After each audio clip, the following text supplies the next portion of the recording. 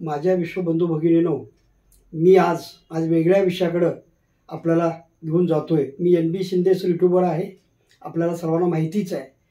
तर घराघरामध्ये मी काही नातेवाईकांच्यात फिरलो आणि प्रत्येक घरामध्ये 60च्या पुढच्या वयोवृद्ध माणसांना काही ना काही व्याधी लागलेल्या आहेत आणि त्या व्याधीची मूळ कारण शोधता त्यांना त्या आपल्या शरीराची आरोग्याची काळजी वेळच्या वेळी घेण्याची थोडीशी पुढं वयोमानानुसार ती राहत नाही, त्यामुळे त्या व्याधी त्यांना जडतात।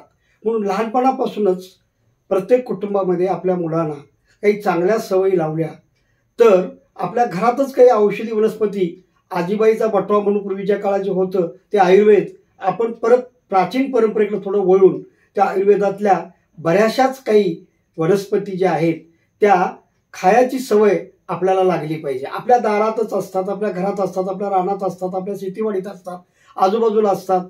साधा दगडीपाला सुद्धा जर दाढ दुखत असेल तर त्या कानात जी दाढ दुखते त्या बाजूच्या कानात एक थेंब शुद्ध पाण्यानं थोडासा धुवून कॉटनच्या कपड्यातनं एक थेंब त्या कानात पिळला तर ती दाढ थांबते। साधाच उपचार आहे, करून बघा प्रयोग, नक्की तुम्हाला आवडेल, दाढ दुखलेली थांबेल।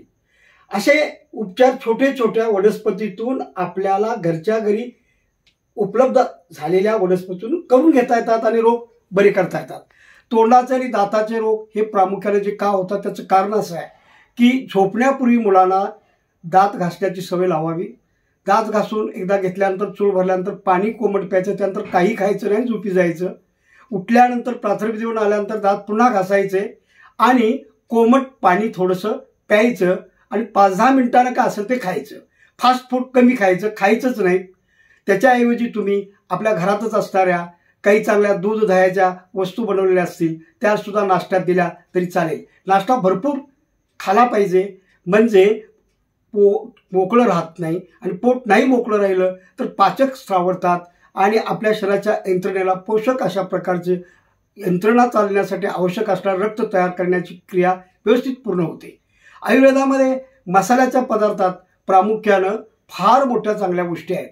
साध्या साध्या गोष्टीमध्ये लवंग घरात असते, दालचिनी घरात असते, वेलची, मेथी ह्या घरातच असणाऱ्या मसाल्याच्या बाटल्या रोज वापरत असणाऱ्या त्यातलं थोडं थोडं संध्याकाळच्या ते पाण्यात भिजत घालायचं आणि सकाळी संध्याकाळी हे पाणी जर चमचाभर आपण पिलं तर आपल्या शरीरामध्ये रोगप्रतिकारक शक्ती वाढते आणि ती रोगप्रतिकारक शक्ती वाढल्यामुळे तांबड्या पेशी 500 तयार होतात, त्यावेळी एक पांढरी पेशी तयार होते।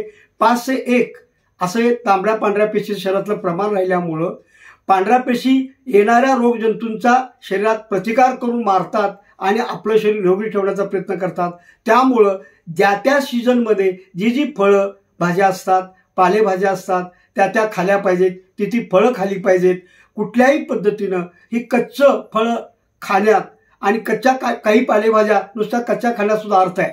उठल्याबरोबर रोज सकाळी आपल्या दारात असणाऱ्या कडुलिंबाचा 4 पानं, कवळी सीताफळीचं झाड असेल तर त्याचं एखादं पान आणि कढीपत्ता असेल तर त्याचं एखादं पान, काटेरी वनस्पती ज्या आहेत त्या औषधी आहेत, त्या आपल्या वनस्पतीतून त्या पानाचा एक तुकडा चघळलं तरी सुद्धा आपलं आरोग्य निरोगी राहू शकतं।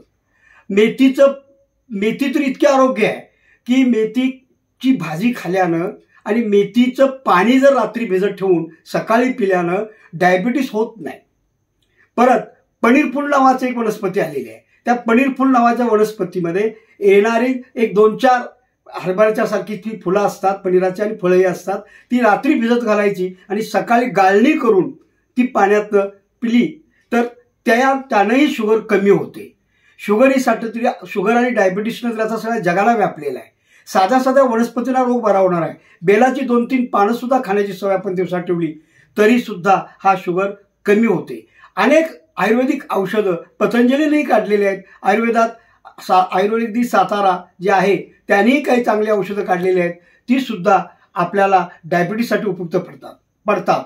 काही असाध्य रोग घराघरात व्हायला लागलेले आहेत, त्याचं कारण हे पर्यावरणीय प्रदूषण, शेतीवाडीमध्ये जे अन्न प्रक्रिया तयार करण्याची मागणी तसा पुरवठा आणि त्याच्यामुळं ते अन्न जे तयार करणाऱ्या वनस्पती अन्न जे आहे ते त्याच्यावर रासायनिक प्रक्रिया जास्त झाल्यामुळं आपल्या शरीराला प्रतिकारशक्ती वाढवण्यासाठी पाहिजे त्या पद्धतीची व्हिटॅमिन्स त्याच्यातून मिळत नाहीत।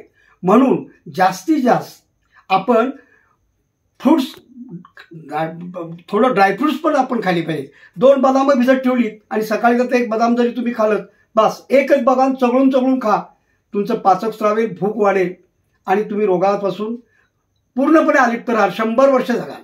साधं एक बदाम संध्याकाळी भिजत ठेवा, सकाळी गरम ते पाणी ते बदाम नुसतं चघळून चघळून खायला मुलांना द्या. प्रत्येक घरात माणसात 7-8 माणसं जरी असतील, 8 बदाम भिजत घालायची, प्रत्येकाने एक एक खायचं, रोग बाजूला पडतो.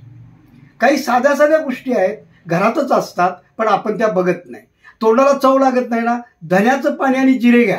जिरे आणि धण्याचं पाणी भिजत घाला आणि सकाळी प्या, तोंडाला चव येईल.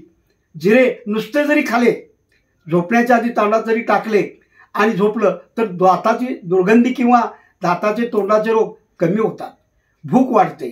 अशा कितीतरी वस्तू आहेत की आपल्या मसाल्यांच्या पदार्थात उपयुक्त आहेत. हळद अँटीबायोटिक मानली जाते. साधी जखम झाली आणि हळद जर आपण चोळली तरी जखम तिथल्या तिथं बसते. म्हणजे ती किती अँटीबायोटिक आहे बघा. गोळ्या आणि ड्रेसिंग आणि उपचारच पुढे थांबतात. अशा पद्धतीने दगडीपाला, ठेचलेला दगडीपाला आता कानात घाला जसं सांगितलं तसा तो सुद्धा जखमेवर लावता येतो.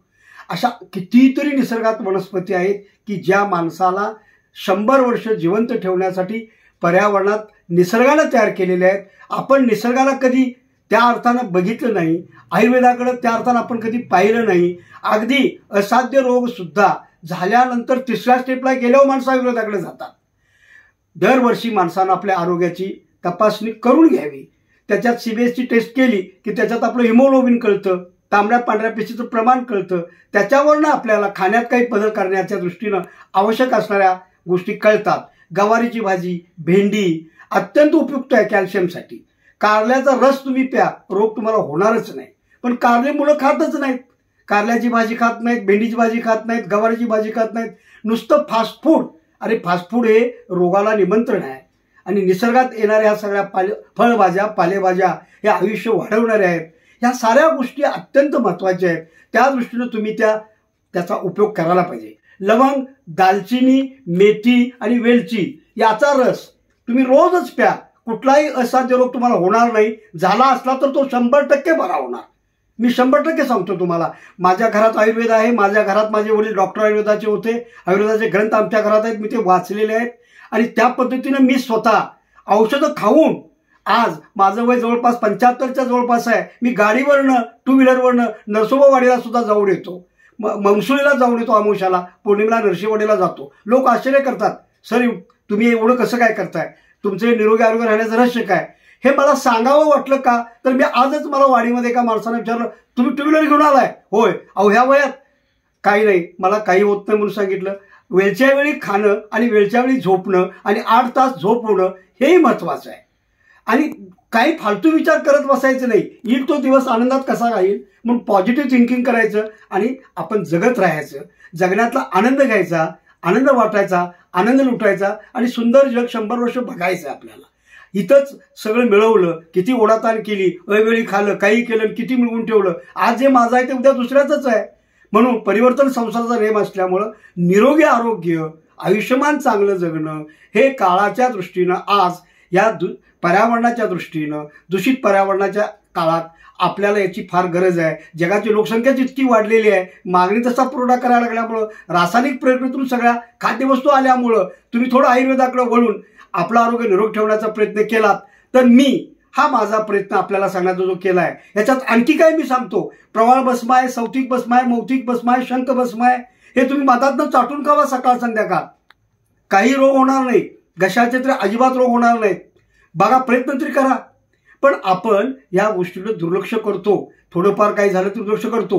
पण जेव्हा आपल्याला 3ऱ्या स्टेपला शरीरात रोग जातो त्यावेळीच आपल्याला जाणीव होते आणि आपण डॉक्टरांच्याकडे जातो. डॉक्टरांच्याकडे आपण गेलं पाहिजे. अरे तुम्ही दुधी भोपळ्याचा रस प्या, कारल्याचा रस प्या, हे अत्यंत आवश्यक आहे. गवारीची भाजी आठवड्यातनं एकदा खावा. मेथी भिजवून पाण्यातनं रस पिला तरी सुद्धा येऊ शकतं. हे पुष्कळ मी आपल्याला सांगितलं. ह्यातलं काय पाळताय ते बघा. हे 60 वर्षाच्या सगळ्या माणसांनी प्रत्येक घरात खायचंच आहे.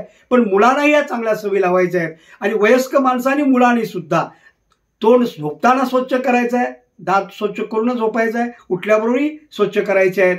आणि गरम आणि कोमट पाणी प्यायचं आहे. आणि ह्यामध्ये हे बदाम भिजत घातलं असेल तर ते खायचं आहे. त्यानंतर धने जिरे भिजत घातलं त्याचं पाणी प्यायचं आहे. लवंग, दालचिनी, वेलची आणि मेथी याचंही पाणी प्यायचं आहे आणि आपण निरोगी राहायचं आहे. धन्यवाद.